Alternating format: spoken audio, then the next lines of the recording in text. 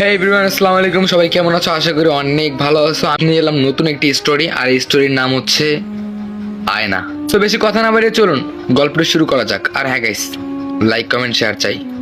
রানীপুর গ্রাম, এই গ্রামটা হলো আমার ফুপুর বাসা। আমি কলেজে পড়ি, ইন্টার ফার্স্ট ইয়ারে।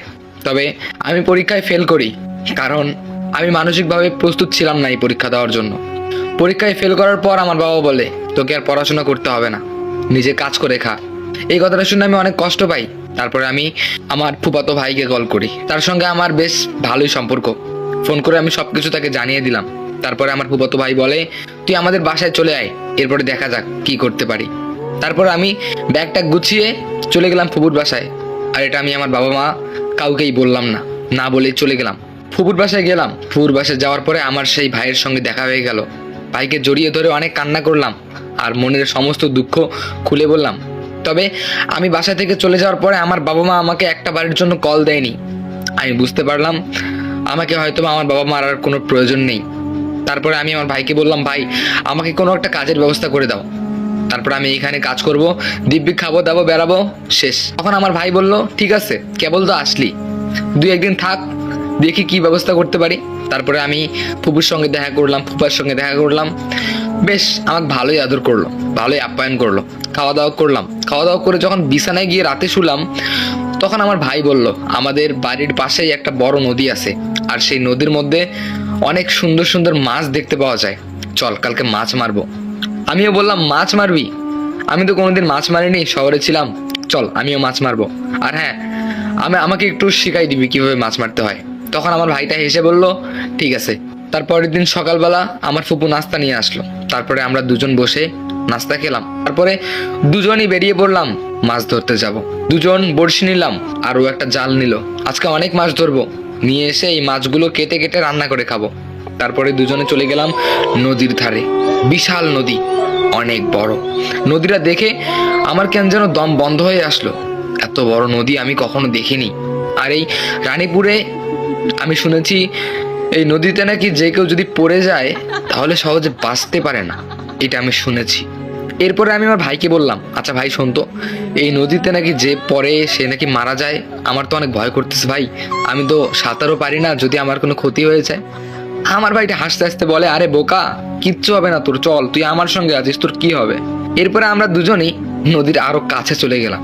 আমার ভাইটা বড়শির মুখের মধ্যে একটা খাবার দিল, মানে একটা টোপ দিল। টোপ দিয়ে বড়শিটা ফেলে দিল নদীতে। কিছুক্ষণ পর বড়শিটা নাড়াচাড়া করতেছে। তারপরে সে খুব জোরে একটা টান দিল, একটা মাছ উঠে এলো। আমি দেখে খুব খুশি হলাম, এই জীবনের প্রথম আমি মাছ ধরা দেখতেছি। আমার খুবই আনন্দ লাগতেছে। যাই হোক, কিছুক্ষণ বসেই রইলাম ওখানে। তারপরে আমার ভাই বলল, তোর কাছে ফোন আছে না? আমি বললাম, হ্যাঁ ফোন তো আছে। তখন আমার ভাই বলল, গানটা চালা, গান শুনবো আর মাছ মারবো। আমি হেসে বললাম, ঠিক আছে। এরপর একটা গান ছেড়ে দিলাম। গান ছেড়ে দিয়ে যখন মাছ মারতেছি, হঠাৎ করে আকাশটা কালো হয়ে গেল। তবে বুঝতে পারতেছি না এটা কি কারণে হলো। আকাশের ব্যাপার, এটা তো আমিও জানবো না, কখন বৃষ্টি হবে, কখন সূর্য উঠবে, এটা তো আর আমরা বলতে পারবো না, তাই না? হঠাৎ করে আকাশটা মেঘ হয়ে গেল, আস্তে আস্তে অন্ধকার হয়ে আসতেছে। আমি বললাম, ভাই আজকে চল। তখন আমার ভাই বলল, আরে কেবল তো 2টা মাছ ধরলাম রে, আর আধা ঘন্টা দ্বারা দেখি, আর যদি 2টা পাই ধরে বাসায় নিয়ে যাব, একটু বসে থাক। আমি বললাম যে ঠিক আছে, তবে তাড়াতাড়ি নে। এরপর আমি ওখানে বসেই পড়লাম, আর আমি আশেপাশে ঘুরে ঘুরে তাকাচ্ছি। আমার কেন যেন ভয় ভয় লাগতেছে, মানে অদ্ভুত রকম লাগতেছে। তবে এই গ্রামটাতে আমি এই পর্যন্ত এই নদীর ধারে একটা মানুষও দেখতে পেলাম না, শুধু আমরা দুজনই। এইটা ভেবে আমার খুবই অবাক লাগতেছে। যাই হোক, মাছ ধরাই দেখতেছি বসে বসে। হঠাৎ করে দেখতে পেলাম একটি লোক আসতেছে নদীর ওই কিনারে থেকে। লোকটি অনেক বয়স্ক হবে, দাড়ি গোপ একদমই বড় বড়, দেখে মনে হয় যে কোন যেন তান্ত্রিক, এইরকমটা মনে হচ্ছে। তারপরে আমি আস্তে করে উঠে আমার ভাইয়ের কাছে গিয়ে বসলাম, মানে আমার খুবই ভয় লাগতেছে। তারপর আমি ভাইকে বললাম, আচ্ছা ভাই দেখ তো ওই লোকটাকে কি তুই চিনিস? তখন আমার ভাই তাকিয়ে দেখলো, কই লোক তো নাই ওখানে। এরপর আমি ভালো করে তাকিয়ে দেখলাম কেউ নেই ওখানে। আজব তো, আমি এই মাত্র দেখলাম আর এখনই উদাও। আমার খুবই অবাক লাগতেছে। এরপর আমি ওকে ভালো করে বললাম, দোস্ত তাড়াতাড়ি চল এখান থেকে। তখন ও বললো, দোস্ত কাকে বলিস? আমি বললাম যে আরে তুই তো আমার সেম বয়সী, তাই না? আচ্ছা ভাই চল তাড়াতাড়ি চল। তখন সে বললো, আচ্ছা দাঁড়া, এই টোপটা দিছি, এই টোপটা যদি ওঠে তাহলে চলে যাব। আমি বললাম যে ঠিক আছে, তাড়াতাড়ি নে ভাই, ভালো লাগতেছে না, সন্ধ্যা হয়ে এলো। তারপরে আমার ভাই বললো, ওকে। এরপরে সে টোপটা পানিতে দিল, তবে মাছ উঠতেছিল না। অনেকক্ষণ হয়ে গেল, তবে মাছের কোনো দেখা নেই। এরপরে সেই ভাইটা বলল, ঠিক আছে চল, আজকে বাদ। এরপরে আমরা দুজনেই উঠলাম বর্ষি নিয়ে। তবে যখনই উঠতে ধরলাম, দেখলাম নদীর জলের মধ্যে ভেসে ভেসে কি যেন আসতেছে। তারপর আমি বললাম, আচ্ছা ওটা কি রে? তখন আমরা দুজনে দাঁড়িয়ে পড়লাম। এরপরে যখন স্রোত আরো আসতেছে আমাদের দিকে, তখন দেখতে পেলাম নদীর জলের মধ্যে আস্তে আস্তে ভেসে ভেসে আসতেছে একটা অদ্ভুত রকমের সুন্দর একটা আয়না। মনে হয় পুরো আয়নাটা স্বর্ণ দিয়ে তৈরি। এত সুন্দর একটা আয়না ভেসে ভেসে আসতেছে। আমি অবাক হয়ে গেলাম, এই নদীর মধ্যে এত সুন্দর একটা আয়না ভেসে ভেসে আসতেছে। আচ্ছা ভাই, এই আয়নাটাকে নেওয়া যাবে? আচ্ছা ওই ওই বাসটা নিয়ে আয় তো। তখন আমি দৌড়ে গিয়ে ওই বাসটা নিয়ে আসলাম। সাইডে একটা বাস ছিল, সেই বাসটা নিয়ে এসে আমি আমার ভাইকে দিলাম। আর সেই ভাই বাসটা নদীর মধ্যে ফেলে দিল। যখন নদীর মধ্যে ফেলে দিল, আয়নাটা এসে বাসের মধ্যে আটকে গেল। তারপরে আমরা সেই বাসটা দিয়ে আস্তে আস্তে টেনে টেনে আয়নাটাকে আমাদের কাছে নিয়ে আসলাম। আয়নাটা এনে যখন আয়নাতে নিজের ফেস দেখলাম, একদমই অদ্ভুত রকমের লাগতেছে আমাদের দুজনকে। আমরা দুজন সিম্পলি যেমন দেখতে, তবে আয়নাতে সেরকম দেখতে ছিল না আমাদের দুজনকে। আর আমাকে দেখতে মনে হচ্ছিল যে আমি কোন যেন রাজপুত্র, আর আমার ভাইকে দেখে মনে হচ্ছিল কোন যেন রাজা। এইরকমটা মনে হচ্ছিল। এত সুন্দর লাগতেছিল আমাদের দুজনকে। তবে অরিজিনালি আমরা এত সুন্দর দেখতে না। আমরা হলাম শ্যামলা, আর আমার ভাইটা আমার থেকেও একটু ফর্সা হবে, আর আমি একদমই কালো। তো যখনই আমরা আয়নার মধ্যে এরকমটা দেখলাম, আমরা দুজনই অবাক হয়ে গেলাম। আকাশটা আবার অন্ধকার হয়ে আসতেছে।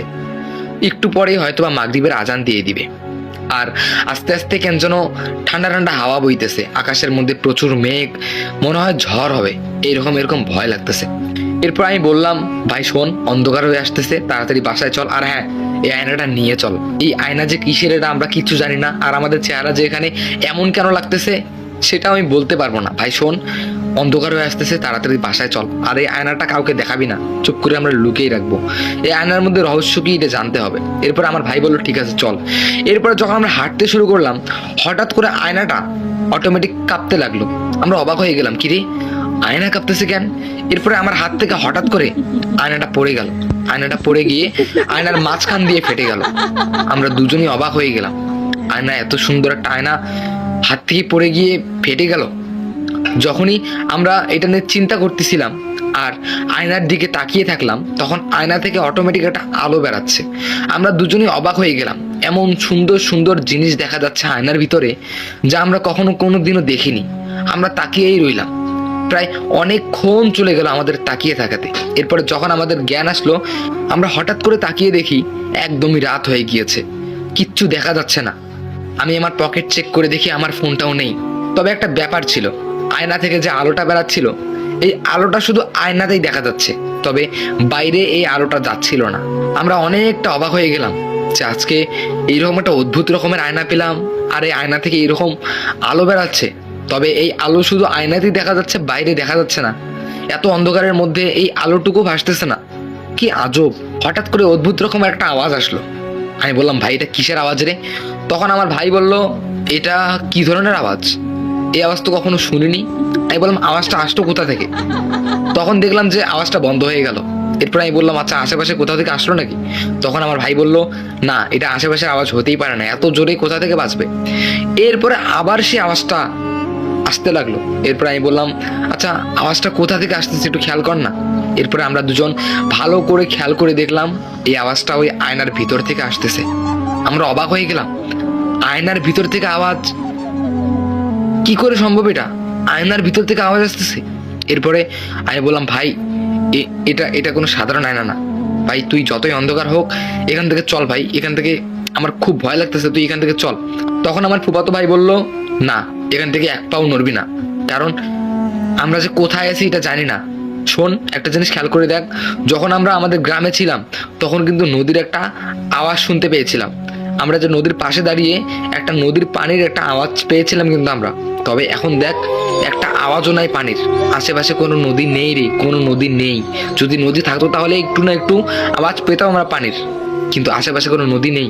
আমরা অচেনা জায়গায় এসেছি, এটা কোন? সো হে গাইস, বলুন গল্পটির পার্ট 1 আপনাদের কাছে কেমন লাগলো? যদি আপনাদের কাছে ভালো লেগে থাকে তাহলে আমি খুব তাড়াতাড়ি পার্ট 2 দিয়ে দিব। আর হ্যাঁ গাইস, আপনারা সবাই লাইক, কমেন্ট, শেয়ার করবেন। ধন্যবাদ।